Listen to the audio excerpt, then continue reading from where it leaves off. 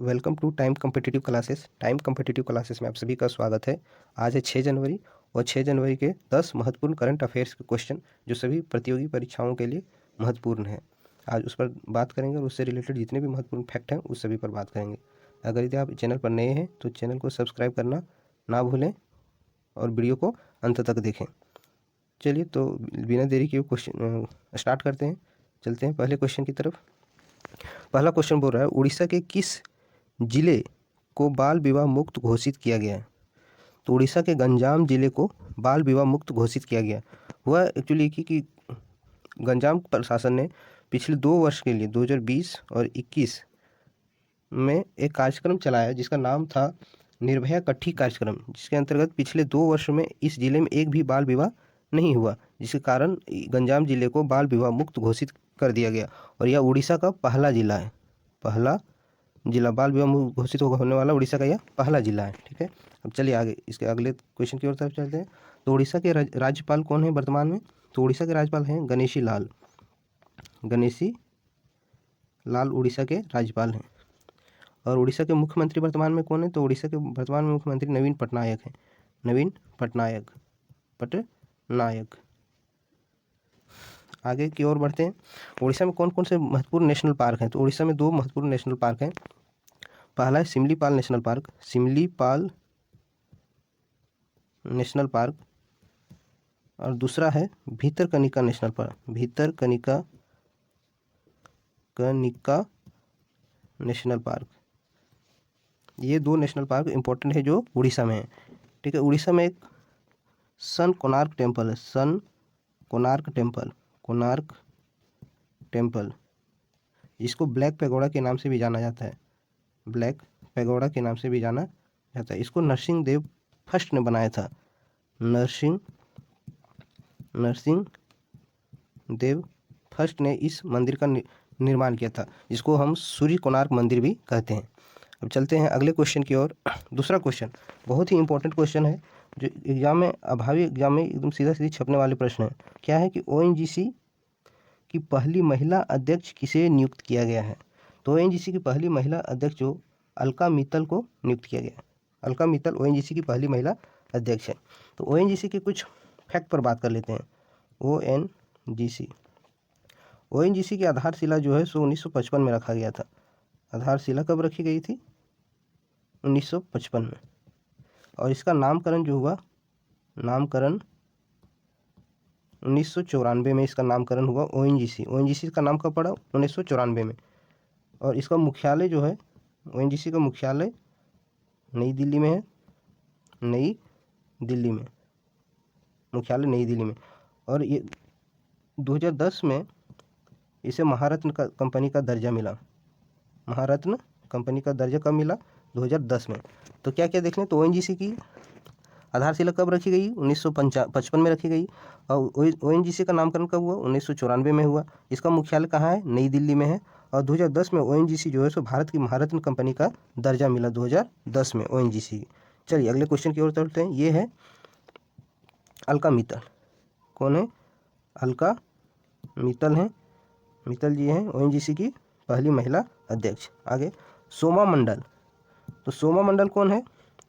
सोमा मंडल cell की पहली महिला अध्यक्ष। सेल की पहली महिला अध्यक्ष कौन है? Soma Mandal. Steel authority of India limited, steel authority of India limited की पहली महिला अध्यक्ष कौन है? सोमा मंडल। अगले क्वेश्चन की ओर चलते हैं। अगला घृति बनर्जी कौन है? घृति बनर्जी जेएसआई की पहली महिला अध्यक्ष। JSI means zoological survey of India, zoological survey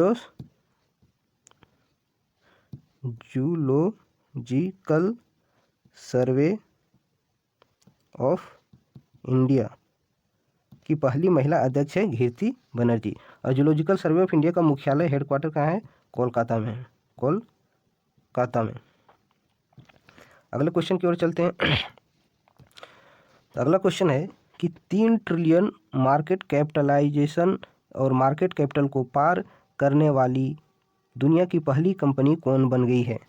तो 3 ट्रिलियन डॉलर मार्केट कैपिटल को पार करने वाली दुनिया की पहली कंपनी एप्पल बन गई है।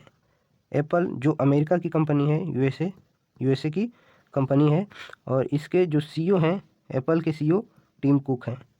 टिम कुक, एप्पल के सीईओ कौन है? टिम कुक हैं सीईओ, ठीक। और ये 3 ट्रिलियन मार्केट कैपिटल की दुनिया की पहली कंपनी बन गई है। आगे, ट्विटर के नए सीईओ कौन है?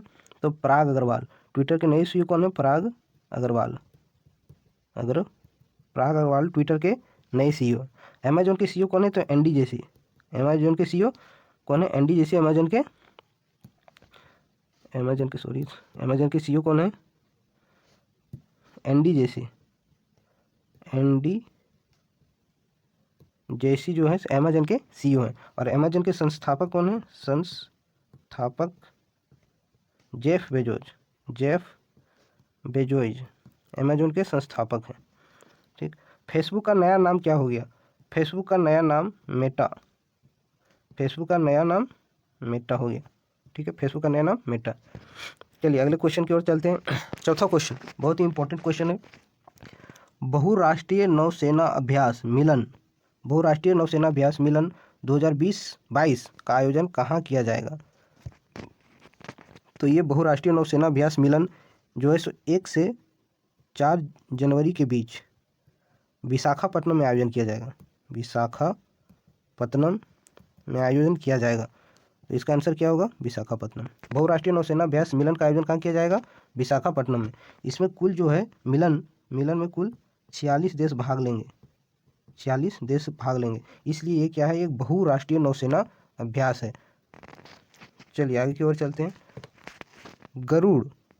वरुण, गरुड़ और शक्ति सैन्य अभ्यास भारत और फ्रांस के बीच में होता है।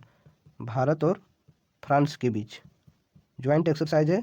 वरुण, गरुड़ और शक्ति किन 2 देशों के बीच का सैन्य अभ्यास है? तो भारत और फ्रांस के बीच।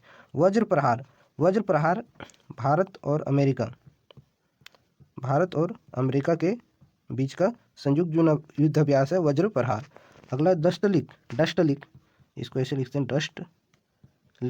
डस्ट लिक इंडिया और उज्बेकिस्तान के बीच का ये है संयुक्त सैन्य अभ्यास है। डस्ट लिक इंडिया और उज्बेकिस्तान के बीच। अब और आगे देखते हैं। 5वां क्वेश्चन बहुत ही इंपॉर्टेंट क्वेश्चन है। क्या है कि मेजर ध्यानचंद स्पोर्ट्स यूनिवर्सिटी की आधारशिला कहाँ रखी गई? मेजर ध्यानचंद स्पोर्ट्स यूनिवर्सिटी की आधारशिला मेरठ में रखी गई, जिसमें यहाँ इमेज में देख सकते हैं साफ लिखा हुआ है, prime minister Narendra Modi laid the foundation stone of major Dhyan Chand sports university in Meerut, Uttar Pradesh, ठीक है। तो मेजर ध्यानचंद स्पोर्ट्स यूनिवर्सिटी की आधारशिला कहाँ रखी गई? मेरठ में। इसकी अनुमानित लागत है वो 700 करोड़ है। 700 करोड़ रुपये की अनुमानित लागत से ये मेजर ध्यानचंद स्पोर्ट्स यूनिवर्सिटी बनाया जा रहा है। आगे की ओर चलते हैं। नेशनल स्पोर्ट्स यूनिवर्सिटी मणिपुर में है। नेशनल स्पोर्ट्स यूनिवर्सिटी किस राज्य में है? मणिपुर में। अगला है 6ठा क्वेश्चन, बहुत ही इंपॉर्टेंट क्वेश्चन, 2022 में किसी न किसी एग्जाम में आने ही वाला ये क्वेश्चन है। अंडर 19 एशिया कप 2021 किसने जीत लिया है? तो अंडर 19 एशिया कप का फाइनल मुकाबला दुबई में खेला गया था। दुबई में भारत वर्सेस श्रीलंका के बीच में ये मुकाबला खेला गया था, जिसमें भारत ने जीत दर्ज की है। विजेता कौन रहा है? भारत। और उप विजेता रहा श्रीलंका। तो अंडर 19 एशिया कप 2021 किसने जीत लिया है? तो भारत ने जीत लिया है। बहुत ही इंपॉर्टेंट क्वेश्चन, किसी न किसी एग्जाम में जरूर ये क्वेश्चन आएगा। तो फाइनल मुकाबला कहाँ खेला गया था? दुबई में खेला गया था। और भारत और श्रीलंका के बीच में फाइनल खेला गया, जिसमें भारत ने जीत ली और श्रीलंका उप विजेता रहा, ठीक है। बारिश के कारण मैच जो है पूर्ण नहीं हो पाया, इसलिए DLS मेथड द्वारा ये भारत जीत दर्ज की। अगले क्वेश्चन की ओर चलते हैं। हाल ही में विजय हजारे ट्रॉफी 2021 किसने जीत लिया? तो विजय हजारे ट्रॉफी 2021 जो है हिमाचल प्रदेश और तमिलनाडु के बीच में फाइनल मुकाबला। हिमाचल प्रदेश वर्सेस तमिलनाडु में फाइनल मुकाबला हुआ, जिसमें जीता जो है विजेता रहा हिमाचल प्रदेश। और उप विजेता रहा तमिलनाडु। ठीक है। कोपा अमेरिका 2021 किसने जीत लिया है? तो अर्जेंटीना ने जीत लिया है। अर्जेंटीना ने कोपा अमेरिका 2021 जीता है। कोपा अमेरिका 2021 किसने जीता है? अर्जेंटीना ने। अगले क्वेश्चन की ओर चलते हैं। ठीक है, अगले क्वेश्चन की ओर चलते हैं। विजेता 2021, यूरो कप विजेता 2021 कौन है? तो यूरो कप विजेता 2021 इटली। इटली ने यूरो कप 2021 जो है जीत लिया है। ठीक, इटली। अगला उबेर कप 2021 का विजेता, उबेर कप किसने जीत लिया है? तो उबेर कप जो है चीन ने जीता है, चीन। और उबेर कप कौन सा खेल से संबंधित है? ये बैडमिंटन का गेम है। उबेर कप कौन सा गेम है? बैडमिंटन गेम है। ठीक है। और यूरो कप जो है वो फुटबॉल का गेम है। यूरो कप कौन सा गेम है? फुटबॉल से संबंधित है। ठीक, अगले क्वेश्चन की ओर चलते हैं। लोसर महोत्सव 2022 किस राज्य में मनाया जाएगा? लोसर महोत्सव 2022 जो है वो लद्दाख में मनाया जाएगा। या इसका आयोजन लद्दाख में होगा। 4 मार्च से इसका आयोजन होगा। ठीक है, लोसार महोत्सव कहाँ मनाया जाएगा? तो लद्दाख में मनाया जाएगा। आगे की ओर चलते हैं। 8वां क्वेश्चन और बहुत ही इंपॉर्टेंट क्वेश्चन है। रॉस टेलर ने अंतर्राष्ट्रीय क्रिकेट से संन्यास लेने की घोषणा की है, वह किस देश से संबंधित है? तो रॉस टेलर न्यूजीलैंड के खिलाड़ी हैं, न्यूजीलैंड के क्रिकेटर हैं रॉस टेलर। न्यूजीलैंड अभी हाल ही में बता दें कि ऑस्ट्रेलिया को पीछे छोड़कर, न्यूजीलैंड जो है ऑस्ट्रेलिया को पीछे छोड़कर टेस्ट क्रिकेट में नंबर 1 टीम बन चुका है। ठीक है, आईसीसी ने हाल ही में रैंक जारी किया था जिसमें न्यूजीलैंड और ऑस्ट्रेलिया को टेस्ट क्रिकेट में पीछे छोड़कर नंबर 1 टीम बन गई है न्यूजीलैंड की टीम। आगे की ओर चलते हैं। ये है रॉस टेलर, ये न्यूजीलैंड के प्लेयर हैं जो इसमें संन्यास की घोषणा की है। ठीक है, संन्यास की घोषणा की है। आगे की ओर चलते हैं। फोटो पत्रकारिता में रामनाथ गोयनका पुरस्कार से किसे सम्मानित किया गया है? तो फोटो पत्रकारिता में रामनाथ गोयनका पुरस्कार से जिशान ए लतीफ़ को सम्मानित किया गया। ठीक है, जिशान ए लतीफ़ पत्रकारिता में रामनाथ गोयनका पुरस्कार से सम्मानित किया गया। ये जिशान ए लतीफ़ ने क्या किया था कि एनआरसी जो रिपोर्ट एनआरसी आया था, नेशनल रजिस्टर्ड सिटीजन, जिसमें इस लिस्ट में जिन लोगों को नाम शामिल नहीं था उनके दस्तावेज की उपस्थिति दर्ज की थी, जिसके चलते में उसके संघर्ष के लिए उसे फोटो पत्रकारिता में रामनाथ गोयनका पुरस्कार से सम्मानित किया गया, जिशान ए लतीफ़ को। इसमें एक और नाम देखने को मिल रहा है, अजय शर्मा। अजय शर्मा जानते हैं क्या बना? अजय शर्मा नेल्सन मंडेला शांति पुरस्कार 2021 दिया गया है। नेल्सन मंडेला शांति पुरस्कार 2021, शांति पुरस्कार 2021 से सम्मानित किया गया किसे? अजय शर्मा को। ये भी इम्पोर्टेंट क्वेश्चन है। आगे की ओर चलते हैं। ये है जिशान ए लतीफ़ जो जिसको फोटो पत्रकारिता में रामनाथ गोयनका पुरस्कार से सम्मानित किया गया। सुशीला देवी साहित्य अकादमी पुरस्कार 2021 किसे दिया गया है? तो ये जो दिया गया है अनुकीर्ति उपाध्याय को दिया गया है। अनुकीर्ति उपाध्याय को सुशीला देवी साहित्य अकादमी पुरस्कार 2021 दिया गया। Indian personality of the year award 2021 किसे दिया गया? तो 2 व्यक्तियों को दिया गया, एक हेमा मालिनी को और दूसरा प्रसून जोशी को Indian personality of the year award 2021 से सम्मानित किया गया है। अगला और अंतिम क्वेश्चन, आरबीआई के नए कार्यकारी निदेशक एग्जीक्यूटिव डायरेक्टर के रूप में किसे नियुक्त किया गया है? तो आरबीआई का नए एग्जीक्यूटिव डायरेक्टर दीपक कुमार और अजय कुमार चौधरी को नियुक्त किया गया। तो इसका सही आंसर हो जाएगा ऑप्शन डी, ए और बी दोनों। ठीक है, आरबीआई के बारे में कुछ लिखते हैं, कुछ फैक्ट जानते हैं। तो आरबीआई की स्थापना सबसे पहले 1 अप्रैल 1935 को हुआ था। ठीक, इसका उस समय मुख्यालय कोलकाता था। स्थापना के समय हेडक्वार्टर कहाँ था? कोलकाता था। और वर्तमान में मुख्यालय कहाँ है? वर्तमान में मुख्यालय मुंबई है। और इसके गवर्नर कौन है? आरबीआई के गवर्नर शक्तिकांत दास जो है सो आरबीआई के वर्तमान में गवर्नर, ये 25वें गवर्नर हैं। आगे की ओर चलते हैं। ये है आरबीआई। आरबीआई का देखो लोगो में ये लोगो कौन सा ट्री है, ये ताड़ का वृक्ष है।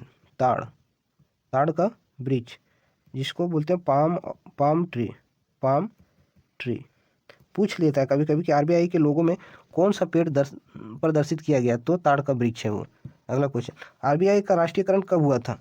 आरबीआई का राष्ट्रीयकरण 1 जनवरी 1949 को हुआ था और ये भारत की पहली बैंक थी जिसका राष्ट्रीयकरण हुआ था। चलिए तो अब यहीं समाप्त करते हैं सेशन को। अब अगले फिर कल हमसे जुड़ना ना भूलें। कल फिर से लेकर आएंगे 10 बेहतरीन क्वेश्चन। तब तक के लिए धन्यवाद।